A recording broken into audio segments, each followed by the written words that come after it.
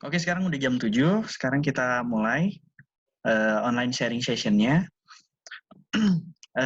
Saya Steve dari Inspirator Muda Nusantara. Sekarang saya mau ngenalin dulu Inspirator Muda Nusantara itu apa. Jadi Inspirator Muda Nusantara itu adalah salah satu organisasi komunitas kepemudaan yang berdiri di Bandung, kemudian didirikan tahun 2013 sebenarnya, cuman baru dikembangin lagi sekarang sempat vakum. Nah, kemudian sekarang kita aktif lagi di Instagram dan di Facebook. Nah, kita sebenarnya mau jadi think tank kepemudaan di Indonesia. Kita basicnya di research, jadi nanti mau dikembangin ke arah situ. Nah, sekarang kita kenalin guest star kita ya. Jadi guest star kita adalah Olivia Dianina Purba. Dia adalah teman saya waktu di HIUI dan kemudian dia sudah malang melintang di dunia internasional. Dia udah 9 tahun bekerja di dunia profesional, baik itu di lingkungan hidup, kemudian di pertanian, kemudian di gender balance, kemudian di youth empowerment juga. Nah, dia dapat double master degree dari Australia Awards di Australian National University. Jadi Olivia Purba ini udah banyak juga pengalamannya, baik itu secara organisasi, baik itu secara volunteer, baik itu secara fellowship, scholarship, semuanya dia udah ini ya, udah capable. Nah, kemudian yang terakhir dia nulis buku yaitu Traveling Aja Dulu, jalan-jalan gratis ke 35 negara. Nah, di buku itu Olivia cerita tentang gimana sih bisa jalan-jalan gratis ke 35 negara lewat beasiswa. Jadi dibiayai penuh. Nah, dia cari tuh yang fully funded gimana sih caranya. Di situ dia jelasin di buku Traveling Aja Dulu. Nah, sekarang kita langsung saja ke sesi utamanya. Silakan Olivia Purba. Oke, terima kasih Steffi untuk perkenalannya. Nama aku Olivia, seperti yang disebut oleh Steffi. Sekarang aku mau share soal pengalamanku untuk mendapatkan beasiswa. Secara total sebenarnya aku ada dapat sekitar 8 beasiswa untuk S1 sama S2, termasuk juga exchange. Jadi aku sempat waktu S1 itu exchange ke Melbourne sama ke US. Terus waktu S2 aku sempat exchange ke Tokyo. Jadi totalnya itu semua ada 8 beasiswa. Tapi khusus untuk master degree itu aku sempat apply sampai 10 beasiswa sekaligus. Karena dulu benar-benar merasa kayak ada gap pengetahuan ya untuk aku bisa mempelajari lebih lanjut soal isu environmental issues. Karena itu background karirku. Sementara untuk S1ku dulu itu ngambilnya hubungan internasional. Jadi lebih ke policy-nya dan nggak melihat isu environment-nya. Jadi dari 10 beasiswa yang aku apply itu, ada 5 yang diterima dan 5 yang ditolak. Jadi bisa dibilang chance untuk dapat beasiswa itu adalah 50% gitu. Jadi tentunya aku cuma ngambil satu beasiswa, untuk S2 gitu, karena nggak perlu untuk ambil banyak S2, yang penting ilmunya udah dapat gitu. Jadi di sini aku ngambil beasiswa Australia Award Scholarship karena aku sempat kuliah dulu di Melbourne waktu exchange S1, dan aku merasa sistem perkuliahan di Australia itu bagus dan sesuai dengan aku gitu, sesuai dengan cara berpikirku, dan aku apply untuk Australia Awards karena memang dari dulu ngincar untuk kembali lagi ke Australia. Dan juga waktu itu belum ada LPDP ya, LPDP kalau nggak salah 2013 deh, 13 atau 2014. Sementara aku dulu apply beasiswa itu 2012. Nah, itu sebelum LPDP. Jadi ADS ini sebenarnya lebih selektif dia dalam pemilihannya, karena 70% adalah target audiensnya yang mana adalah dari pemerintah, sebenarnya 30% dari publik gitu. Sementara aku dari publik, walaupun waktu itu kerja sama pemerintah, cuman secara kontrak gitu, jadi bukan PNS gitu. Nah, jadi di sini aku mau share untuk slide-nya. Nah, di sini aku mau share soal tak kenal maka tak sayang ya. Jadi pertama perkenalan dulu, namaku Olivia. Aku sempat seperti dibilang kuliah S1 di UI, kemudian sempat dapat beasiswa ke Melbourne, ke US, juga ke S2-nya di Australia. Aku sering melanglang buana karena memang hobinya traveling, tapi pengen travelingnya sambil berprestasi gitu. Jadi aku ikutan conference, seminar, terus juga dapat berbagai kesempatan untuk jadi speaker, mewakili Indonesia, dan lain sebagainya ke 35 negara. Sejauh ini lebih dari 35 negara, tapi waktu buku ditulis 35 negara, terus aku tuliskan di buku karena aku mau sharing ke teman-teman yang banyak nanya, gimana sih caranya traveling orang tajir ya katanya, padahal nggak juga sih, cuman pengen traveling dengan berprestasi gitu. Nah, ini beberapa volunteer juga termasuk salah satu bagian dari aku traveling gitu. Ini beberapa beasiswa dan volunteer yang sempat aku ikutin. Jadi ya ada yang ke Kolombia, ke Bangkok, ke Kathmandu, ke Vietnam, ke Tokyo, ke US, ke Melbourne. Seminar kompetisi juga ada beberapa, ke Europe, San Francisco, dan lain sebagainya. Jadi memang dulu ya, sekarang nggak lagi, hobinya adalah mengincar beasiswa dan juga mengincar dan ingin ikutan kompetisi dan seminar ke luar negeri. Ini langsung aja ke intinya, kita mau bahas 5 tips dapatkan beasiswa luar negeri. Jadi yang pertama adalah, ya pastinya ya, rajin-rajin untuk berselancar ke internet, cari beasiswa, seminar, dan workshop sesuai bidang dan minat. Jadi ada beberapa portal sebenarnya yang dia itu men-sharing beasiswa. Jadi ada kayak ada beberapa, aku lupa deh. Kayaknya Indonesia Mengglobal ada, informasi beasiswa juga ada. Terus juga sekarang itu selain di Facebook Group, juga ada di Instagram. Jadi kamu cari aja hashtagnya, misalnya beasiswa S2 luar negeri. Di Facebook Group juga ada beberapa kayak pejuang beasiswa atau pejuang beasiswa LPDP atau ADS. Gitu. Jadi kamu ikut-ikutan aja grupnya karena makin banyak informasi di share, semakin banyak ilmu yang kamu dapat. Terus yang aku sarankan juga rajin menulis. Jadi untuk mengapply beasiswa itu kan dibutuhkan motivation letter. Nah, motivation letter itu harus benar-benar spesifik dengan kebutuhan kamu gitu. Jadi walaupun misalnya ada orang yang share motivation letternya, tapi motivation letter itu harus benar-benar di-adjust dengan apa kebutuhan kamu dan kenapa kamu ingin ngambil beasiswa itu. Gitu. Dan semakin sering kamu menuliskan motivation letter, semakin kamu terasah untuk bisa meyakinkan si pemberi beasiswa itu bahwa kamu adalah orang yang tepat gitu. Dan motivation letternya itu harus sesuai dengan visi misi dan interest dari si pemberi beasiswa. Jadi kalau misalnya nih ya, saya dulu ngambil ADS itu dulunya AA, sekarang AA. Dulunya ADS, Australian Development Scholarship, sekarang namanya Australia Award Scholarship. Misinya adalah untuk pembangunan di Indonesia. Nah, jadi saya nyatakan kalau saya selama ini kerja sama pemerintah dan misinya juga lebih ke isu pembangunan dalam hal climate change, dalam topik climate change.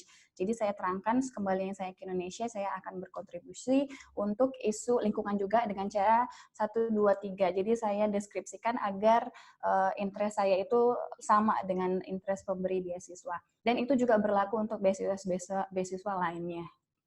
Gitu. Terus juga rajin kirim aplikasi, jangan menyerah ya, karena ada orang yang udah apply 2 atau 3 tapi gagal, udahlah mungkin bukan nasib. Nggak gitu juga sih. Kalau memang benar-benar niat ya harus dicoba lagi gitu, karena yang tadi saya bilang, aku sempat apply 10 beasiswa, awal-awal nggak keterima, bahkan untuk beasiswa ADS itu aku yang kedua baru keterima. Percobaan yang kedua. Yang pertama gagal karena masih benar-benar fresh graduate waktu itu. sementara mereka mungkin lebih ingin yang punya pengalaman. Terus apa lagi ya? Nah, ini kalau misalnya kamu punya orang yang kamu kenal, mentor, yang bisa jadi mentor atau dosen kamu, mungkin bisa kamu deketin gitu. Jadi bisa ngasih feedback, ngasih ilmu ke kamu, terus juga bisa ngasih recommendation letter. Karena setiap beasiswa pasti setidaknya satu recommendation letter atau enggak normalnya sih 2 recommendation letter. Dan recommendation letter itu jangan buat recommendation letter yang general gitu, yang kalau orang ngelihat udah tahu ini template, tapi ngambil recommendation letter yang benar-benar sesuai dengan karakter kamu gitu, karena orang juga tahu gitu si pemberi beasiswa itu udah mendapatkan banyak aplikasi, jadi kalau dia ngelihat recommendation letter yang template itu langsung tahu gitu, langsung bisa menyaring. Terus juga berteman dengan orang-orang atau teman-teman yang pernah mendapatkan beasiswa, dapat seminar konferensi di luar negeri, jadi bisa bertanya sebanyak mungkin mengenai gimana mereka cara dapatnya dan ilmu yang mereka sharing. Ini sebenarnya yang tadi itu lebih ke konferensi sama seminar, yang ini tuh lebih ke beasiswanya. Jadi kamu kumpulkan banyak-banyak informasinya sama aja sih. Terus juga saring beasiswa yang cocok buat kamu. Karena gimana ya? Jadi ada banyak beasiswa di luar sana. Jadi kamu harus benar-benar fokus kira-kira negara mana yang kamu mau tuju, kira-kira jurusan mana yang ada atau kampus yang mana yang cocok dengan kamu gitu. Sebentar ya. Ya.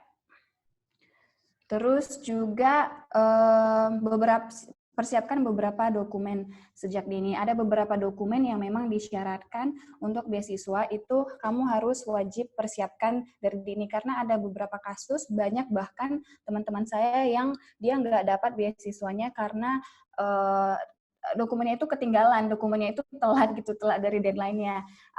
Padahal udah dibilang dari jauh-jauh hari, cuman mereka nggak prepare aja, dan ternyata baru tahu kalau dokumen itu banyak gitu untuk dapatkan beasiswa. Belum lagi ditranslate misalnya ijazahnya dari Indonesia ke Inggris, terus juga apa lagi ya?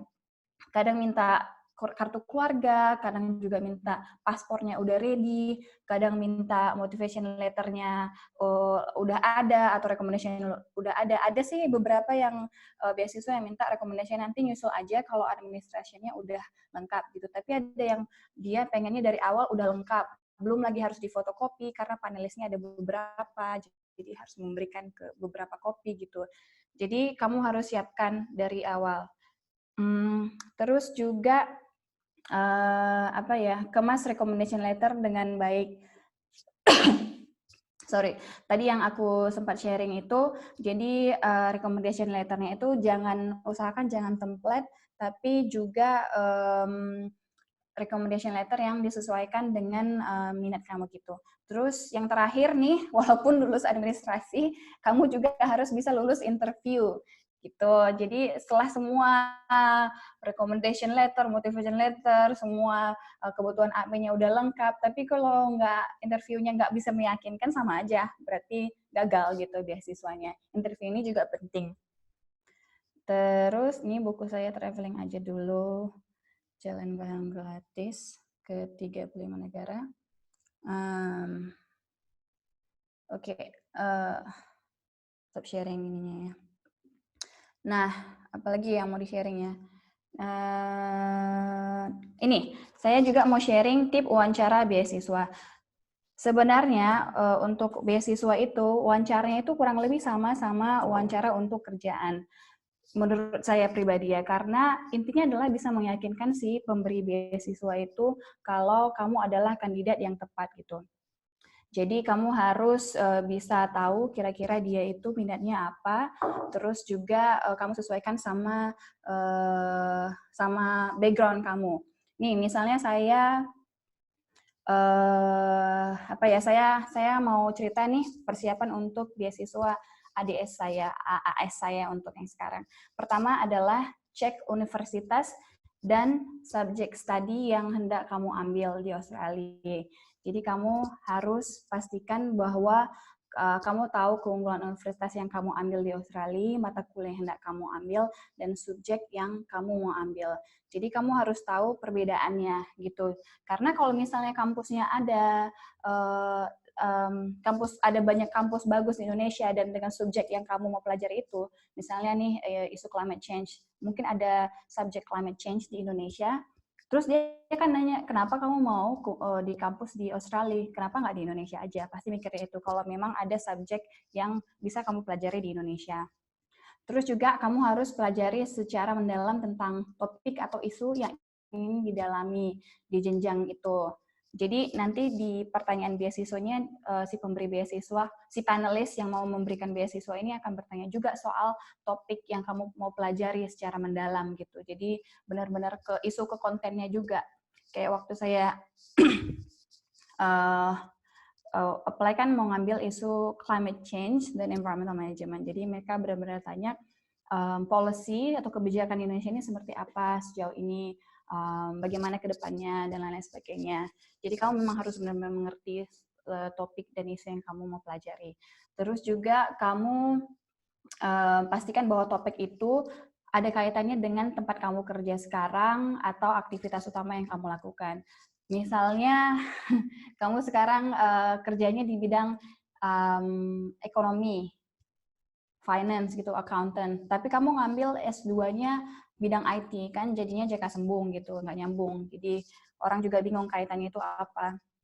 Terus juga kamu harus cari benang merah dari keseluruhan hal yang kamu masukkan di formulir aplikasi kamu tersebut. Jadi background kamu itu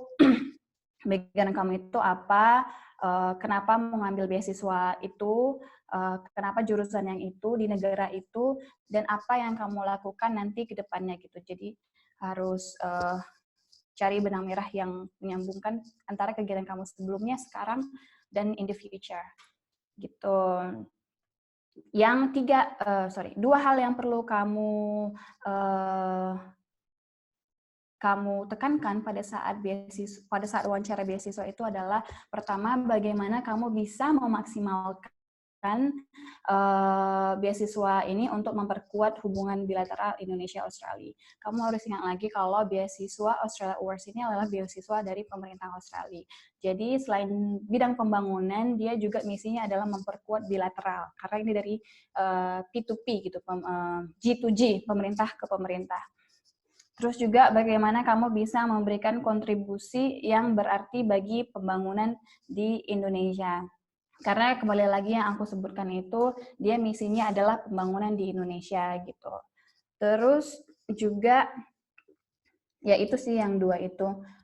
Biasanya tim seleksinya itu ada 2 orang ya. Yang pertama dari Indonesia, yang kedua dari Australia. Biar balance gitu. Mereka biasanya adalah profesor atau dosen di universitas-universitas di berbagai kota lah di Indonesia atau Australia. Biasanya kamu nggak tahu sih siapa yang akan mewawancara kamu. Biasanya itu random.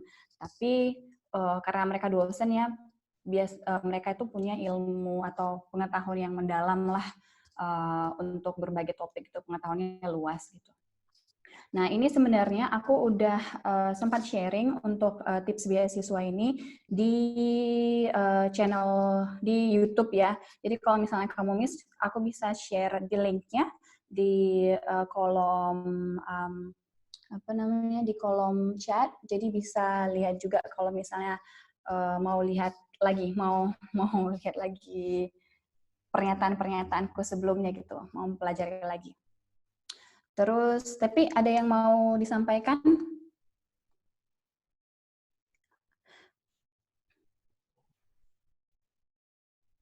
Mungkin dielaborasi gimana cara informasi Australia Awards-nya itu kan, lebih khususnya di Australia Awards gitu.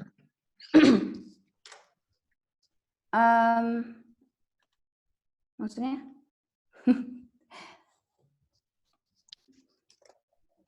Gimana caranya? Ya biar teman-teman pada aware gimana sih cara mengakses informasi beasiswa Australia Awards khususnya. Nah, setahu aku nih, dulu waktu zaman aku apply 2012, ya udah tua ya. kelihatan. 2012 itu adalah melalui aplikasinya bisa secara dokumen gitu. Jadi dokumennya itu ada pertanyaan, di-download, terus di-print, terus diisi. Nah, sekarang itu mereka semuanya udah sistemnya online. Jadi kamu harus kirim aplikasinya itu secara online di situs australiaawardsindonesia.org. If I'm not mistaken, let me check again. Australia Awards Indonesia.org. Jadi ada 2 link yang kamu harus isi di sana. Dua-duanya harus, karena kalau nggak salah aku baca itu instruksinya banyak yang daftar cuma ngirim 1 link pertanyaan, 1 link dokumen yang harus diisi, formulir yang harus diisi, sorry.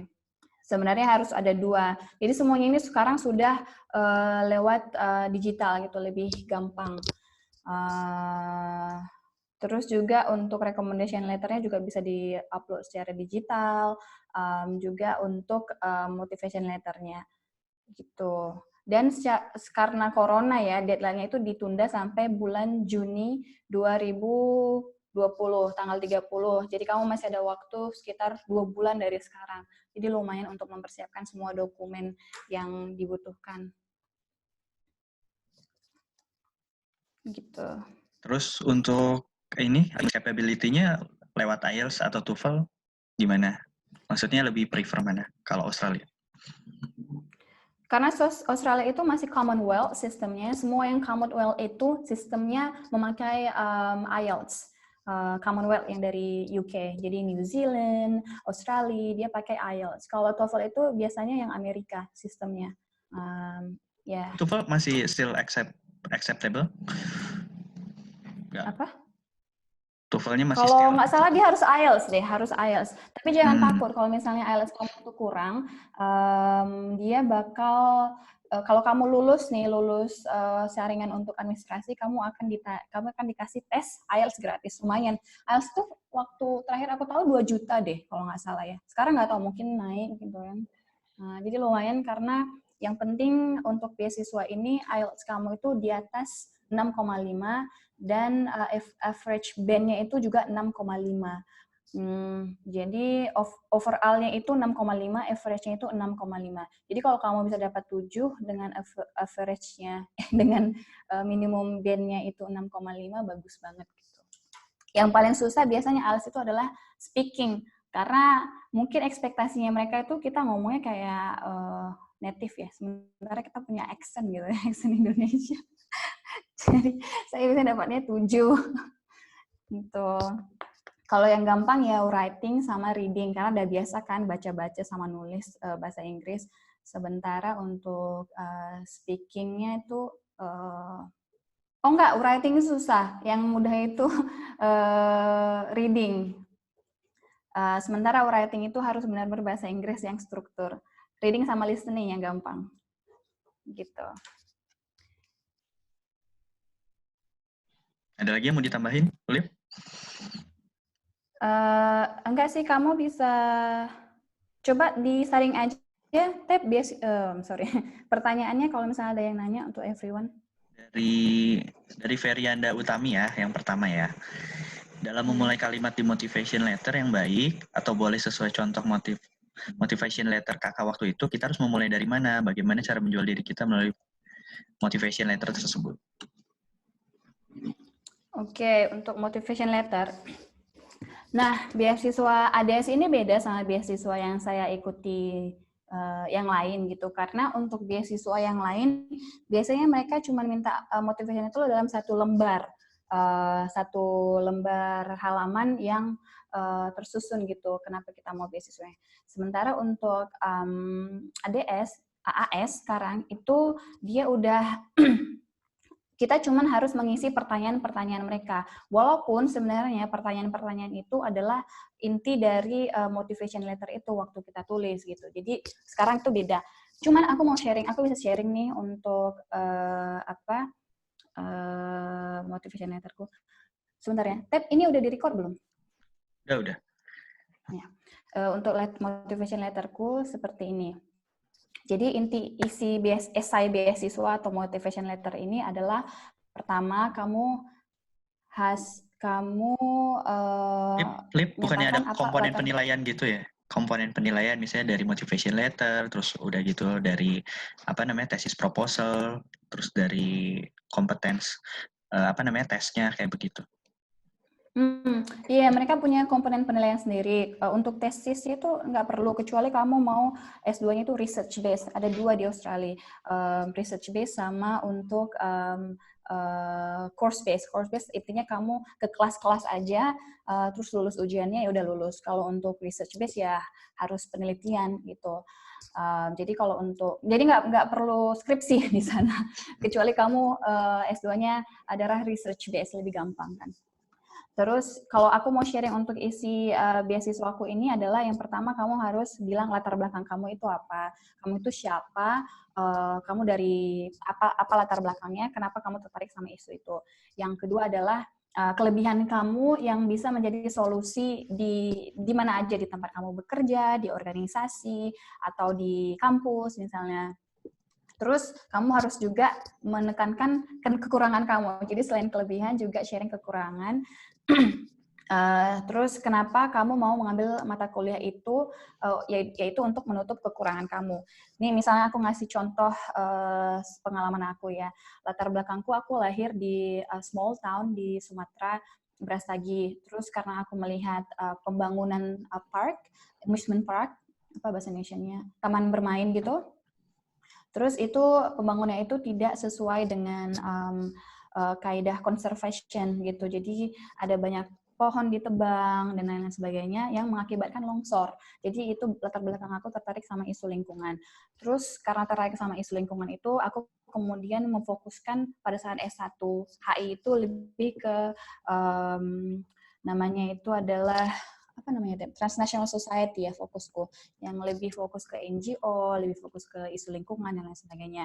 Sekarang aku kerja di pemerintah dan juga, tapi masalahnya kerja di pemerintah walaupun isu climate change, aku nggak punya background untuk isu lingkungan. Makanya aku mau ngambil S2 isu lingkungan dan climate change ini karena aku ingin memperdalam ilmuku di bidang itu gitu. Dan sekembalinya aku dari Indonesia, aku ingin melakukan pembangunan, melakukan kontribusi di bidang pembangunan gitu. Jadi semuanya itu terhubung, latar belakang, background kita, dan pada saat kita kembali setelah beasiswa itu apa yang kita mau kontribusikan. Jadi kamu jangan bilang aku mau S2 karena aku sebenarnya pengen kerja di luar negeri loh, dan gajinya lebih tinggi. Kamu nggak bakal dapat beasiswa kalau kayak gitu. Jadi harus sesuai dengan visi misinya. Kamu juga bisa menekankan riwayat pendidikan kamu. Jadi aku sebutkan di motivation letterku itu aku kuliah di mana, jurusan apa, terus nyambungnya untuk mempelajari S2 di bidang ini adalah apa gitu. Juga bisa sebutkan pengalaman kerja atau organisasi karena bakal nilai plus gitu untuk pengalaman kerja organisasi. Artinya kita aktif di masyarakat dan orangnya punya inisiatif gitu. Juga bisa sharing visi misi ke depan terkait dengan bidang studi itu yang tadi aku sebutkan. Nanti aku ke depannya setelah lulus mau ngapain, apa yang aku mau kontribusikan ke masyarakat, ke tempat kerja, juga untuk diriku sendiri apa self development-nya gitu. Dan tadi yang aku sebutkan juga alasan kenapa harus jurusan tersebut dan kenapa harus kampus tersebut gitu. Jadi misalnya ada dosen yang fokus ke isu contoh ini ya, mitigation climate change, dan itu nggak ada di Indonesia gitu. Jadi kamu pengen pelajari course atau kelas dari si dosen ini gitu. Jadi memang untuk S2 di luar negeri, kamu harus punya alasan yang kuat kenapa harus S2 di luar negeri, kenapa nggak di dalam negeri, apa yang nggak ada di dalam negeri yang pengen kamu pelajari di luar negeri, dan bisa kamu bawa kembali ke Indonesia pada saat kamu kembali gitu. Gitu aja. Ini aku sharing contoh esai beasiswa di link contoh esai beasiswaku punya aku pribadi nih di chat. Coba lihat aja. To everyone. There we go. Pertanyaan kedua nih. Oke. Pertanyaan kedua dari Latifa, gini Kak, saya lulusan akuntansi tapi selama 4 tahun terakhir malah bekerja sebagai jurnalis online dan berniat untuk mengambil Master of Digital Media. Kalau misalnya motivation letternya lebih fokus ke kerjaan dan nggak S1, nggak apa-apa kan Kak? Nggak Apa sih? Jadi kamu nggak usah accounting ya kalau memang benar-benar contributor news gitu. Dan di kedepannya saya ingin mempelajari lebih dalam bidang digital karena ini penting. Kenapa kamu perlu mempelajari itu? Apakah kamu kurang skill itu dan bagaimana? Nah setelah lulus apa yang akan kamu lakukan dengan skill yang baru itu? Itu. Ada lagi Ted?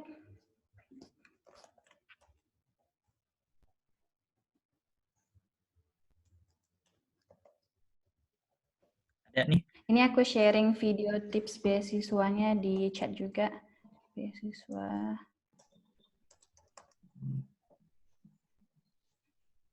Ya.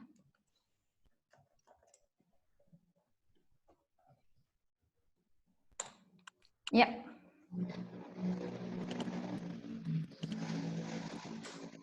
Ini terbatas mungkin berapa menit lagi ya, Tep ya? Katanya sih dapat unlimited katanya. Oh gitu? Iya.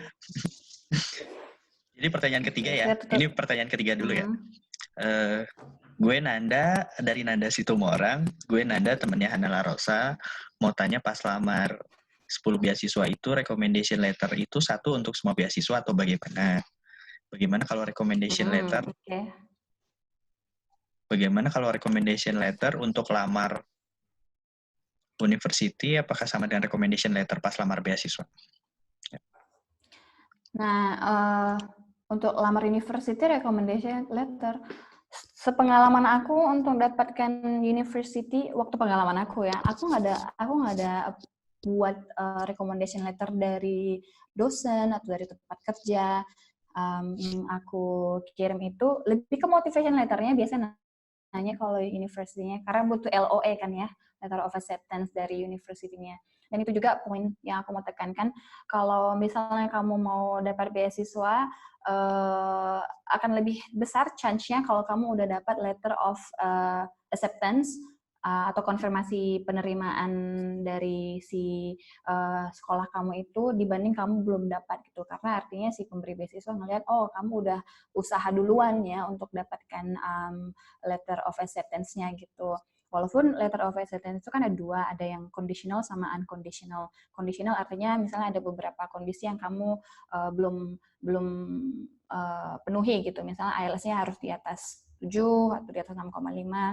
Dan satu lagi unconditional artinya udah bisa langsung aja, asalkan bisa bayar atau asalkan dapat beasiswa gitu. Asalkan dapat funding. Terus yang tadi pertanyaannya 10 itu apakah dari beda-beda atau sama?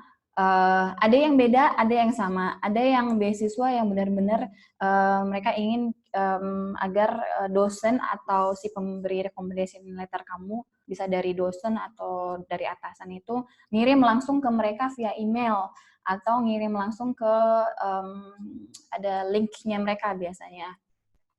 Terus ada juga yang bisa kamu kirimkan via dokumen langsung gitu. Jadi kamu yang kirimkan melalui website dia atau via email. Nah, kalau yang dikirimkan langsung ini biasanya aku buatnya yang template. Jadi to whom it may concern. Jadi nggak to committee of scholarship bla bla bla, tapi to whom it may concern karena itu lebih general. Walaupun isinya benar-benar soal aku, jadi bukan template recommendation letter yang general gitu. Memang benar-benar personality aku. Cuman to whom it may concern-nya itu ya general, untuk siapa aja yang dituju gitu. Gitu. Pertanyaan selanjutnya ya. Ada lagi? Dari Dini, Kak, bagaimana menuliskan rencana kembali setelah S2? Misal jika ingin jadi dosen, tapi saat ini belum ada terikat institusi manapun. Apakah perlu dicantumkan rencana misal akan jadi dosen di institusi mana? Karena kan belum ada jaminan gitu, Kak.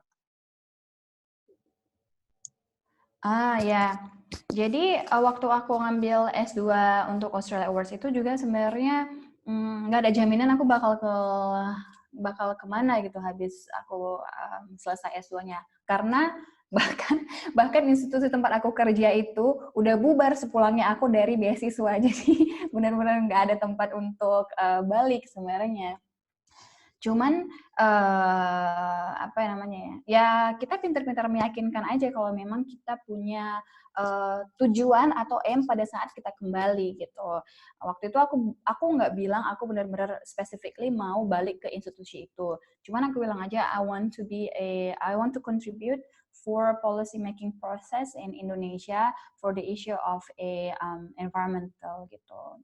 Jadi aku bisa kerja di bidang di NGO, aku bisa kerja di think tank, atau aku bisa kerja di pemerintah juga. Itu kan nggak harus mutlak aku kerja di satu institusi gitu. Dan benar aja sih kita bisa kontribusi untuk isu itu di berbagai institusi, nggak harus muluk-muluk satu institusi gitu. Tapi walaupun begitu ya, aku mau bilang juga kalau sebenarnya kalau kamu punya institusi yang benar-benar menampung kamu itu lebih bisa meyakinkan, karena artinya kan ada jaminan kalau memang tempat kerja kamu itu butuh skill yang baru kamu dapat dari kuliah S2 itu dan bisa segera diimplementasikan.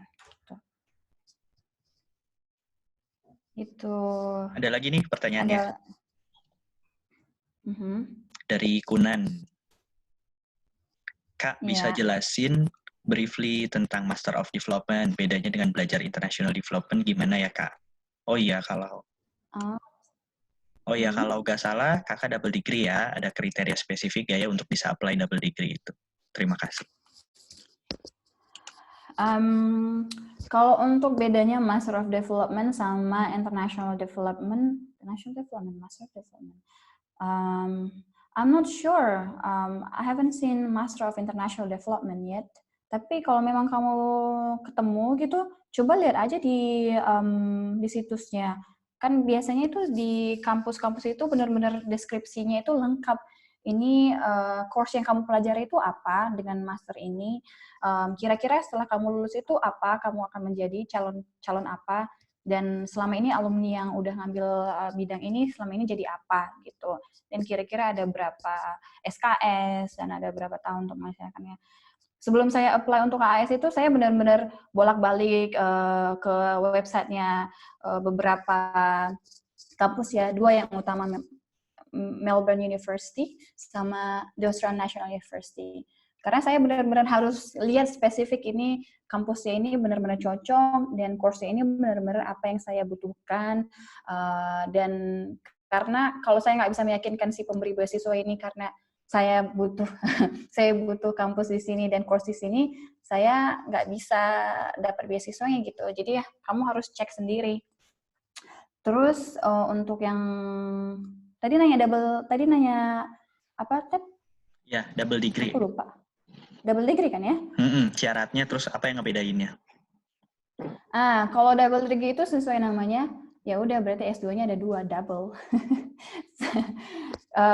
Waktu zaman aku AAS itu dia bisa double degree ngambilnya untuk kampus tertentu. Salah satunya adalah kampus The Australian National University atau ANU yang di Canberra. Jadi aku bisa ngambil Master of Environmental Management sama diplomasi, dan course-nya itu khusus itu yang bisa ngambil double degree. Tapi kalau sekarang setahu aku nggak bisa lagi double degree, jadi semuanya itu harus satu degree yang 2 tahun gitu. Dulu S2 aku tuh 3 tahun untuk yang double degree-nya gitu. Ya, dan waktu itu dia cuma course sendiri yang bisa didouble-kan. Jadi environmental management sama diplomasi atau public policy dan diplomasi yang sebenarnya sangat terkait gitu dan bisa melengkapi satu sama yang lain. Oke. Terus ijazahnya ada 2 nggak, Kak? Iya dong, masa cuma udah kerja 3 tahun masa ijazahnya cuma 1. Oke, pertanyaan selanjutnya ya. Dari Heka. Hai Kak, pas nulis esai AAS, apakah urgensi yang sedang terjadi di negara kita atau isu global disinggung sedikit dan cari benang merah untuk jurusan kita nggak? Negara kita sedang terjadi negara atau isu global disinggung sedikit. Oke. Isu global. Kalau pengalamanku pribadi ya, karena ini Australia Award, sekali lagi dia fokusnya adalah pembangunan di Indonesia. Jadi dia ingin benar-benar tahu gimana setelah kita lulus ini, pada saat kita kembali, kita benar-benar bisa memberikan kontribusi untuk pembangunan di Indonesia atau di negara kita. Jadi urgensinya waktu itu saya lebih fokuskan ke isu climate change di Indonesia. Waktu itu kayak domestic climate change, mitigation dan adaptasi gitu. Saya sempat sebutkan di Australia ada beberapa contoh kebijakan di bidang climate change yang efektif waktu itu sebelum dia ganti sistemnya lagi dan ganti kebijakan politiknya, dan bisa diimplementasikan di Indonesia. Jadi saya bilang, saya mau pelajari isu policy climate change itu yang diimplementasikan di Australia, dan dia waktu itu bahkan punya departemen sendiri untuk climate change. Terus kembalinya saya Indonesia, saya mau menerapkan ini. Apalagi di kampus saya yang saya ambil beasiswa itu, the Australian National University, sebagian besar dosennya itu involved dalam policy making proses. Jadi mereka itu yang mempengaruhi proses policy making. Jadi benar-benar saya belajar dari yang benar-benar hands on gitu dalam pembuatan kebijakan itu, yang membuat saya tertarik untuk beasiswa itu juga gitu. Jadi karena argumen saya itu kuat ya untuk meyakinkan mereka kenapa di kampus itu, karena ada dosennya yang juga hands on dibilang policy itu, dan juga kebijakannya di Australia yang saya mau pelajari dan mungkin bisa diadaptasi di Indonesia gitu. Jadi nggak semerta-merta kebijakan global, tapi kebijakan isu global, tapi isu yang ada di Indonesia dan juga isu yang ada mungkin di Australia yang bisa kita pelajari. Tapi kalau memang ada isu global yang nyambung gitu, misalnya untuk isu global apa gitu, I don't know how to make the example right now, tapi kalau isu global yang nyambung ke bilateral Indonesia-Australia, ya bisa disinggung aja. Itu dari aku, Stepi. Ada lagi? Halo Heka, Heka bisa dikasih contoh mungkin isu globalnya kayak apa?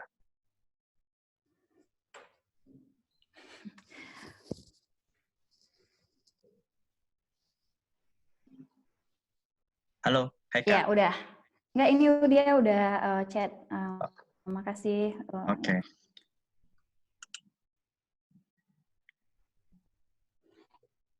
Ini, tapi mungkin kita jawab satu pertanyaan lagi sebelum kita yang terakhir dari hari ini, Kak, untuk course yang ada work komponennya itu gimana, lebih baik dari yang tidak ada, Kak?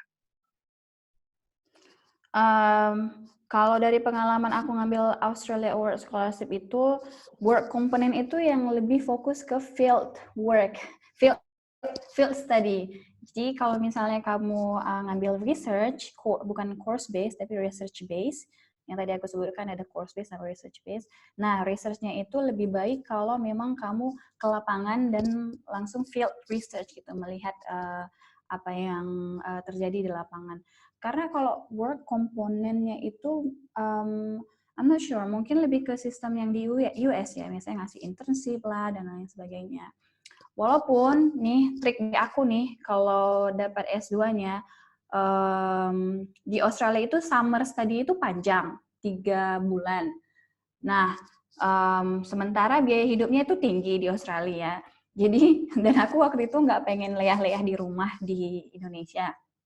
Nah, jadi trikku waktu itu adalah 3 bulan selama summer study itu aku ngambil internship di negara lain gitu. Jadi selain aku bisa mendapatkan ilmu baru dan dapat pengalaman juga, aku bisa memaksimalkan waktuku itu gitu.